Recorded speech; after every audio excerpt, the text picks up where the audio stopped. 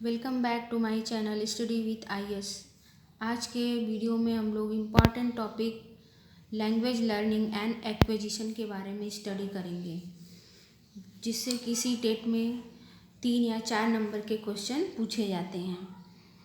तो language acquisition and language learning. Acquisition क्या है? जो कि एक्विजिशन का से मतलब है कि जो हमारे नेचर में प्रेजेंट हो, जो हम नेचर में रहकर सीखते हैं। और लर्निंग मीन्स जो हमें सीखना पड़ता है, यानी हमें फोर्स किया जाता है। तो आइए देखते हैं एक्विजिशन क्या है। ये जो है नेचुरल प्रोसेस है, यानी ये नेचर में रहकर हम सीखते हैं। जैसे बच्चा छोटा है तो वो मम्मी पापा जो भी, दादी दादा जो भी बोलना सीखता है तो वो नेचर में रहकर सीखता है, उसे कोई सिखाया नहीं जाता है।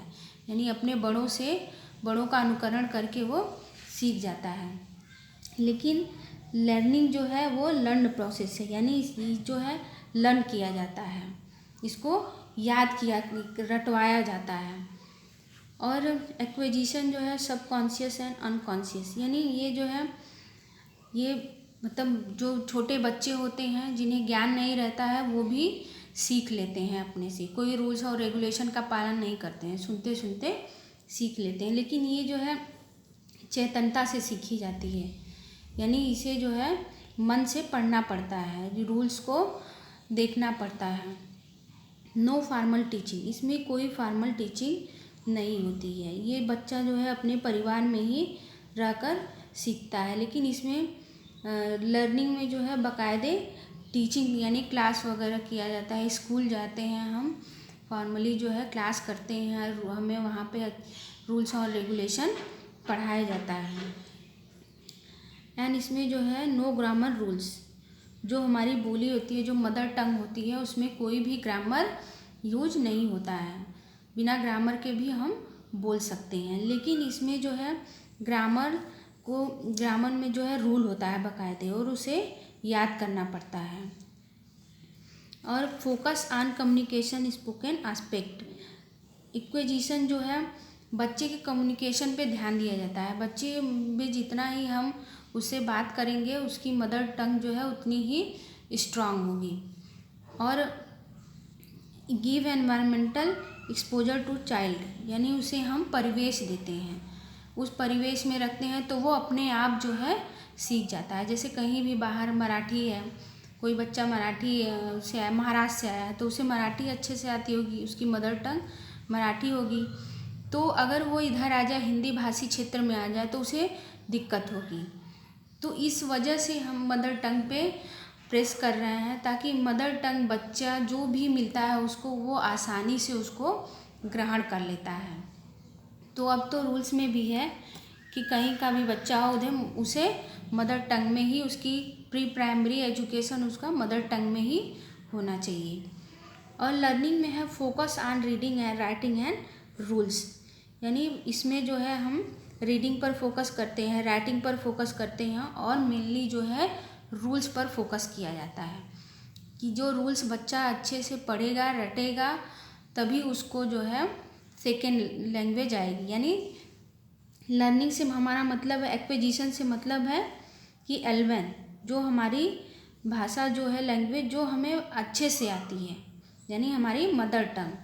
और L2 यानी जो हमें सिखाया जाता है, यानी इंडिया में जो है इंग्लिश जो है वो सेकेंड लैंग्वेज है, जिसमें हमें सिखाई जाती है स्कूलों में। तो लैंग्वेज जो है कई लैंग्वेज हैं, जैसे 8th शेड्यूल में हमारे 22 लैंग्वेजेज हैं, जिसमें से हिंदी जो है, हिंदी की जो है स्क्रिप्ट है, यानी इसमें रूल्स ग्रामर है, ग्रामर के हिसाब से इसको पढ़ा जाता है। और बोली की जो है कोई स्क्रिप्ट नहीं होती है, बोलियाँ बहुत सारी हैं, लेकिन भाषाएं जो हैं केवल लैंग्वेज जो है 22 ही हैं। जैसे बोली में है कि गढ़वाली है, राजस्थानी है, हरियाणवी है, पंजाबी है। पंजाबी की तो खैर स्क्रिप्ट होती है, गुरुमुखी स्क्रिप्ट है, उसकी लिपि है, और हिंदी की देवनागरी लिपि है। तो बोलियाँ बहुत हैं, लेकिन लैंग्वेजेस जो है 22 हैं। अब जो है एक्विजिशन जो है L1 है, यानी जो हम जैसे सी टेट में है या टेट में 2 भाषाओं का सिलेक्शन करना रहता है, तो L1 और L2 2 भाषाएं होती हैं। तो जो हमें अच्छे से आती हैं वो हम L1 में चूज करते हैं, और जो हमें कम आती हैं उसे हम L2 में चूज करते हैं। क्योंकि 2 चूज करना है तो चूज करना ही पड़ता है।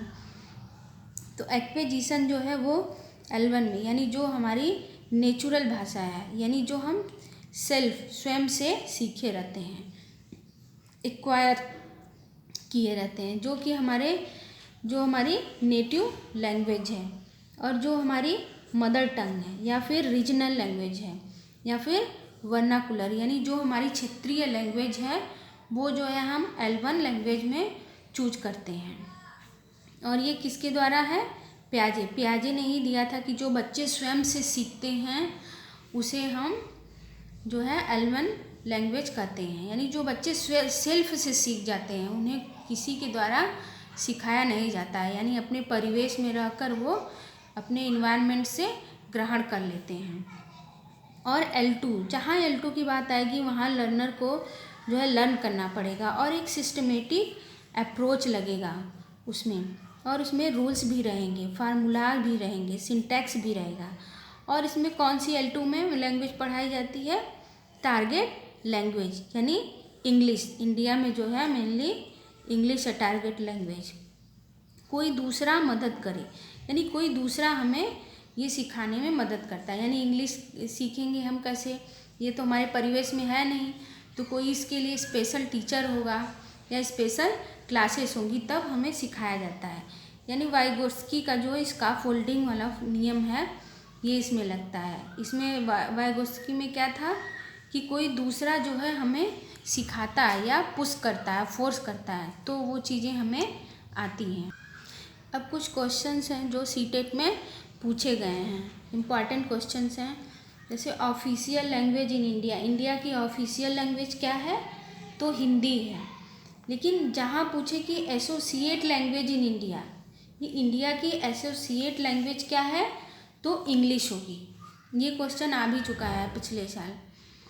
और इन इंडिया इंग्लिश इज, तो ऑप्शंस आएंगे ग्लोबल, सेकेंड, रीजनल, वर्नाकुलर। तो क्या होगा? Second language. अगर ऐसे पूछे कि in India English is second language होगा। लेकिन अगर ऐसे पूछे कि according to NCF 2005 in India English is global, second, regional या वर्नाकुलर, तो ग्लोबल होगा। यानी केवल इंग्लिश लैंग्वेज पूछे तो सेकेंड होगा, लेकिन अकॉर्डिंग टू NCF 2005 के हिसाब से पूछेगा तो ग्लोबल होगा। तो ये इम्पॉर्टेंट क्वेश्चन हैं जो कि आ सकते हैं आपके एग्ज़ाम में।